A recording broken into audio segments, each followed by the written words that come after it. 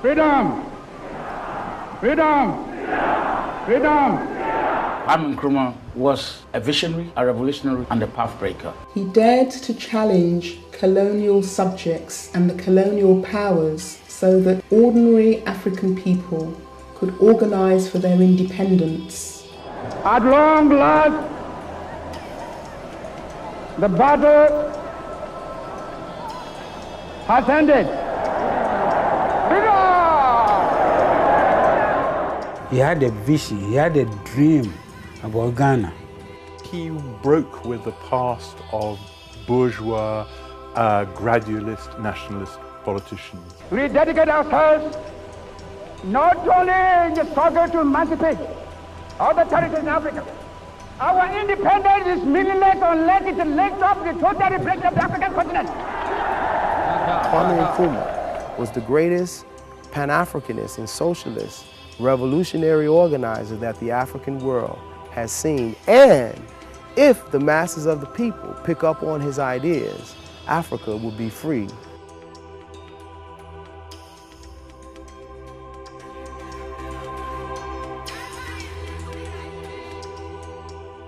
Kwame Nkrumah became Ghana's first prime minister of an independent state. The Gold Coast now became Ghana. We're very, very proud, because for the first time we had a Ghanaian in charge of Ghana. From now on, there is a new African in the world. That new African is ready to fight his own battle and show that after all, the black man is capable of managing his own affairs. To symbolize that the Gold Coast was now an independent country, Kwame Nkrumah and his Convention People's government decided to change the name from the Gold Coast to the historically ancient name of Ghana. Ancient Ghana, going back as far back as the 5th century, was an ancient kingdom in West Africa, and therefore Nkrumah and the CPP decided to revert back to this historic name. Dr. Kwame Nkrumah became known later as Osagyefo, Dr. Kwame Nkrumah. And Osagyefo in the Akan language of Ghana means savior. But he was also known as Showboy and had another series of nicknames to indicate the extent of his charisma, which was electric. His slogan was, "Thought without action is empty, and action without thought is blind," so that we need men and women who think like men and women of action and act like men and women of thought. The task then was to begin to build a new nation, united nation, a nation in which its people saw themselves first and foremost as Ghanaians, rather than Ashantis and Ewes and Dagombas and so on. So that was the task. The primary task was to build a new united Ghana with a distinct Ghanaian identity. The challenges that Nkrumah faces start well before independence. In 1954, the Minister of Finance was Komla Bedema, stands up and presents a paper to the cabinet saying the cocoa price is going to go down, that basically chocolate makers worldwide are overstocked, the price of chocolate is going to go down, there's no market growth predictable in future, and the conclusions drawn in cabinet then are what we want to do in terms of social change, advancing the need for education for all, health service, building a deep water port at Tema, improving the infrastructure so that the supply of farm produce to towns and so on can be enhanced and so on. We're going to have to do that fast. So they spend like drunken sailors. Some of the industrialization projects he carried out were the building of roads. There was various schools and hospitals. He poured a great deal of money into education. In a relatively short period of about 6 years, educational institutions have been built in all the districts of Ghana. That introduced fee-free and compulsory education for every Ghanaian child for all students, both girls and boys, from primary school to higher education. They're using up reserves because it's not going to last. They know that there are bad times coming. So that is the fundamental challenge, that if you want to reconstruct a state, if you want to make a modern state, if you want to industrialize a state, and so on, you need cash. There's no serious outside investment at the time. There's a lot of bent outside investment at the time, which is another story. But the challenge he faces basically is a decline in government revenue. And it's fundamentally a government revenue-based development project that he's on about with the first 2 5-year plans. The construction of the hydroelectric project in Akosombo was key to the industrialization of Ghana. With declining state revenues, with an increasingly hostile Western world, but I think also an indifferent Eastern world, Russians always talk about supporting him, but in terms of what actually turns up on the doorstep in terms of cash or things, not very much to show for it.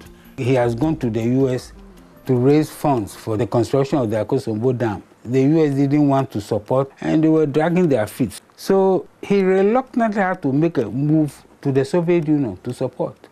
And that was when America decided that is, Kaiser. You have to remember, in the world, there was sort of East versus the West. We're involved in what they call the Cold War, communism versus capitalism. Africa was caught in the middle.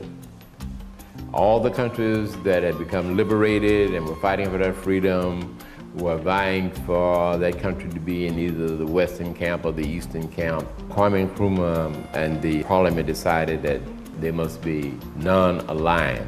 They were not supporting the West against the East, nor the East against the West, but they were moving forward toward Pan-Africanism.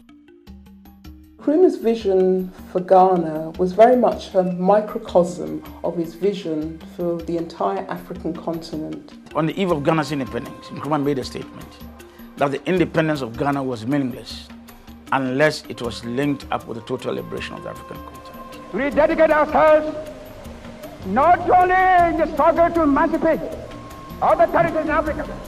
Our independence is meaningless unless it links up the total liberation of the African continent. And so it was, Vice President, that from the very first day of her independence, Ghana served as a rear base for the total liberation of our continent. Nkrumah gave practical expression to this declaration by, first of all, organizing the All-African People's Conference of 1958, at which all the liberation movements in Africa participated and formulated strategies for overthrowing colonialism. Nkrumah gave enormous logistical and practical support to various liberation movements such as Patrice Lumumba of the Congo, Amilcar Cabral of Guinea-Bissau, and Kenneth Kaunda of present-day Zambia, and many others. He invited George Patmore to serve as his advisor for African affairs. And he also invited the man who had been the president of the 5 Pan-African Congress, the first Pan-Africanist Congress, all the way through the 5th Pan-Africanist Congress, W.E.B. Du Bois. He invited him to serve as his minister for Encyclopedia Africana. Ghana had become the Socialist Republic of Ghana because health care, education was free. There's an African saying which, simply put, means he who has his mouth in the kitchen of his enemy can never be liberated. And Nkrumah sought to take our mouth from the kitchen of the metropolis.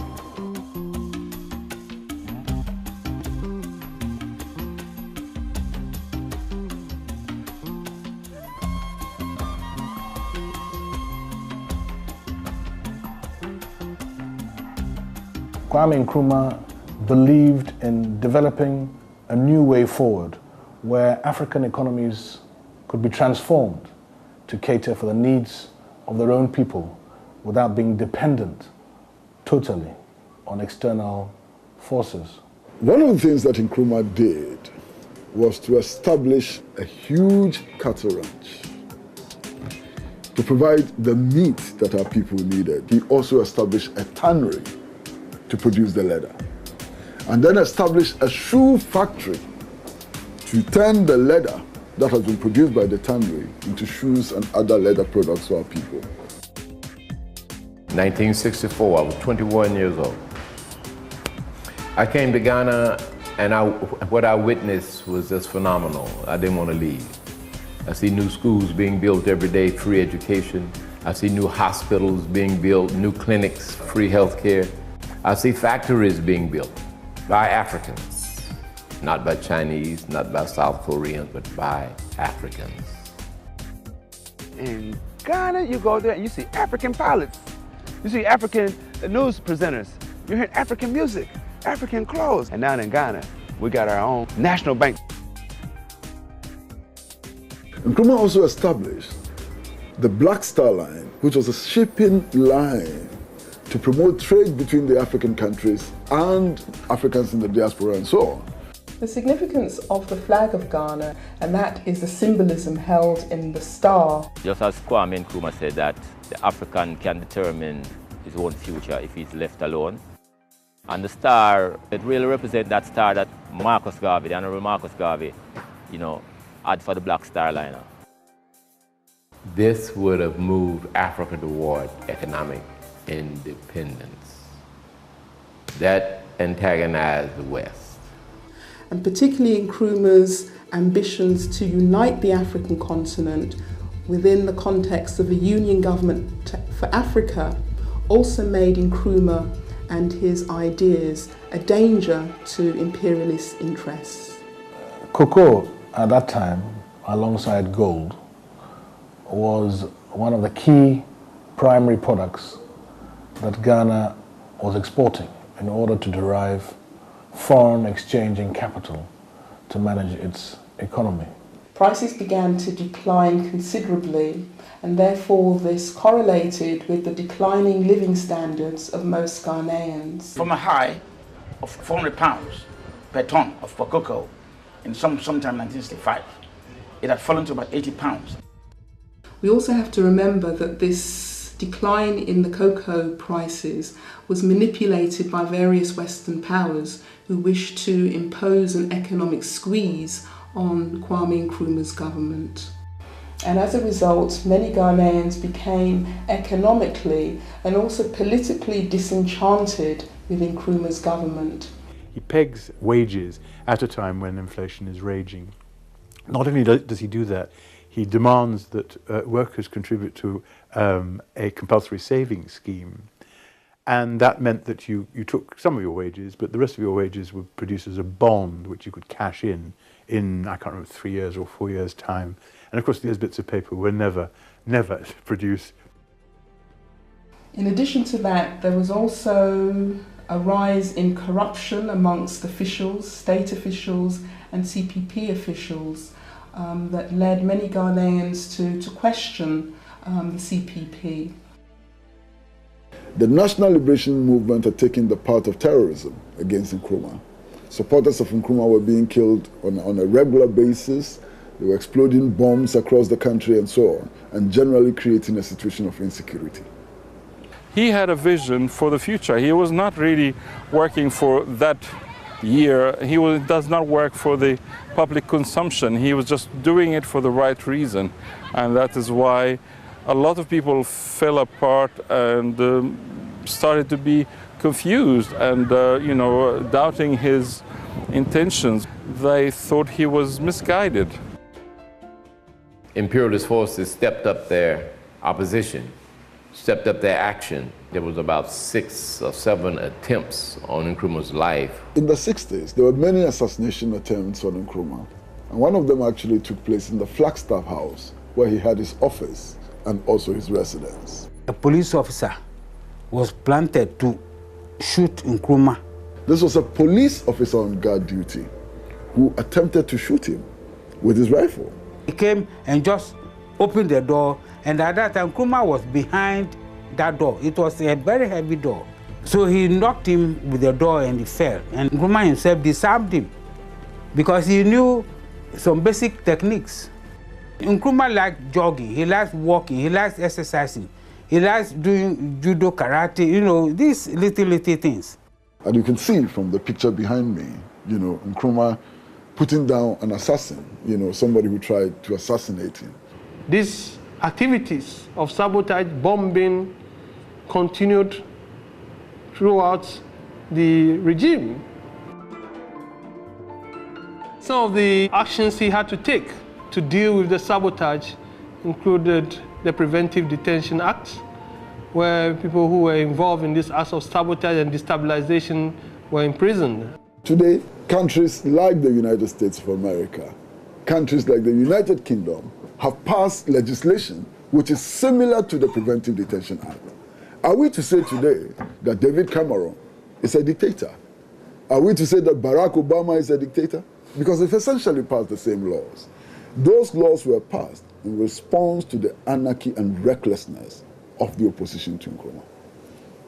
I remember the story which was put out by the opposition to Nkrumah, that Nkrumah was keeping people in jail and maltreating them and so on. And they got photographs published in London and other places.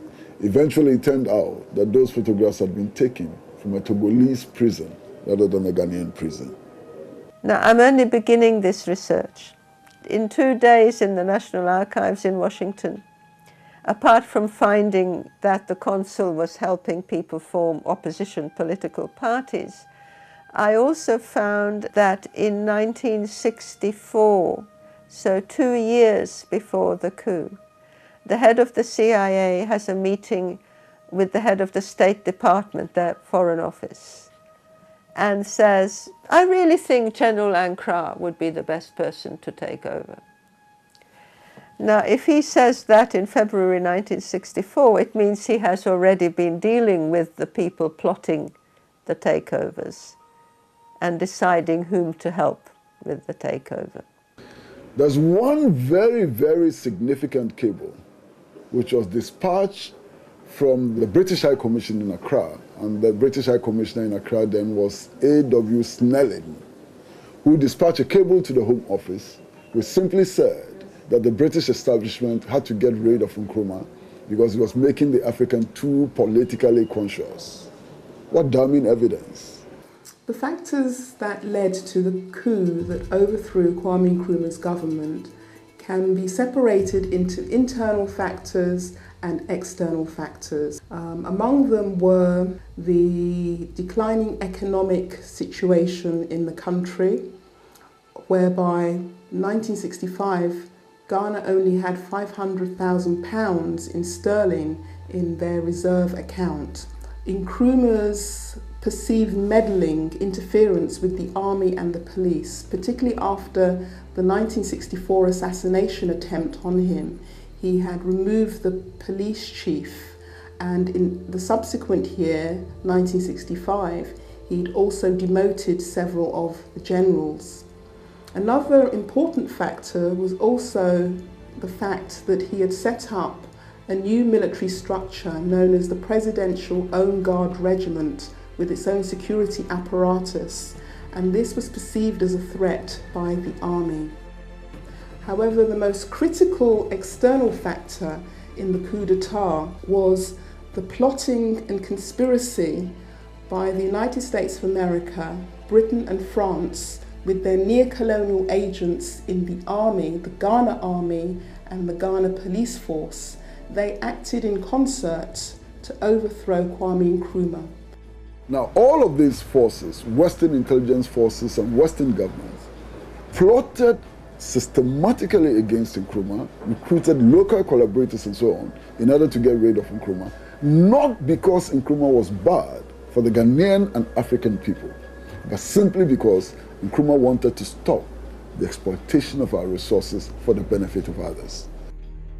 Nkrumah had a slogan that when you're talking to the imperialists and he's smiling, he comes in, oh, hello, hello, how are you? Then he's making profit on you. But when the imperialist comes to sit with a straight face, it means the business is straightforward.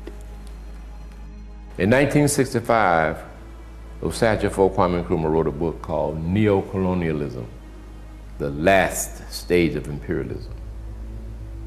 In this book, Kwame Nkrumah lays out the grand master plan for Europe and America's recolonization of Africa, and did it elaborately.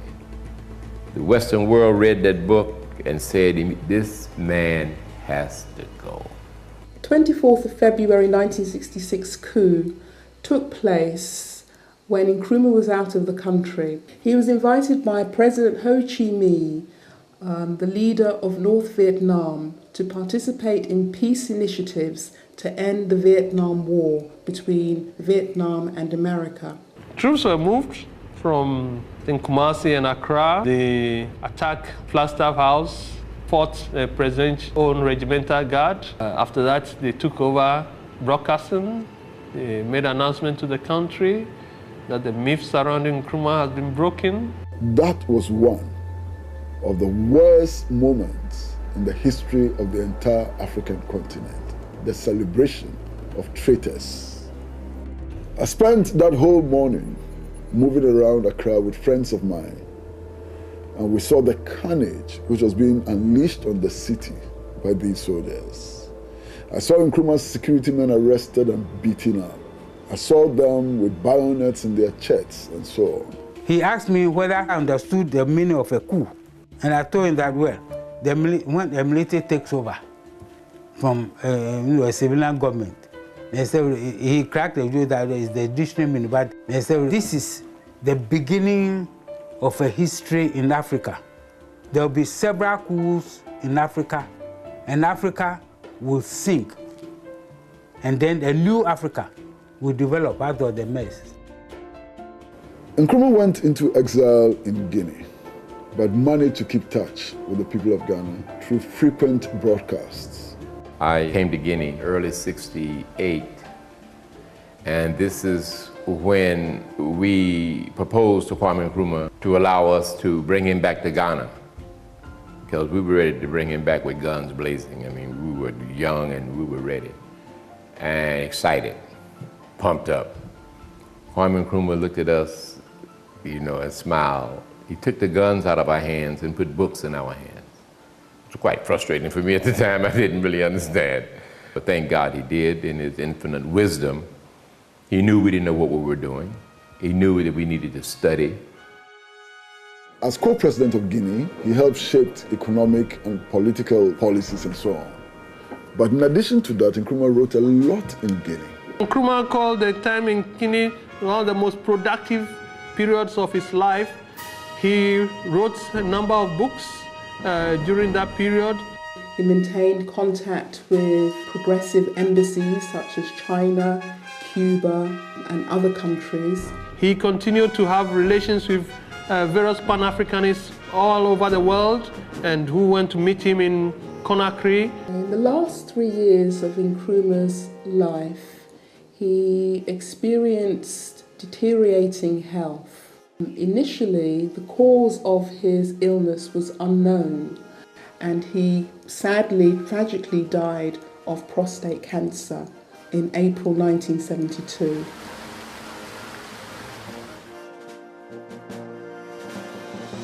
We pay homage today to the African of the millennium on his 102nd birthday. 21st of September has always been a day of inspiration, and this remains true today. Let us use the memory of this great leader, President Kwame Nkrumah Osagyefo, to spur our continent on to the next phase of the vision of the founders of our nations. I believe his greatest legacy is the legacy that hasn't been realized yet, which is his vision of Africa. Because from the onset, he said that Ghana's independence, being the first African country to be independent, he didn't see it as the destination. He just said that Ghana's independence will be meaningless unless that victory leads to the total liberation of Africa. So Ghana's independence was on the path to that vision. So I believe that the realization of that vision is going to be his most important legacy. And I believe that it's going to be a generation right now who are going to rise up and realize that.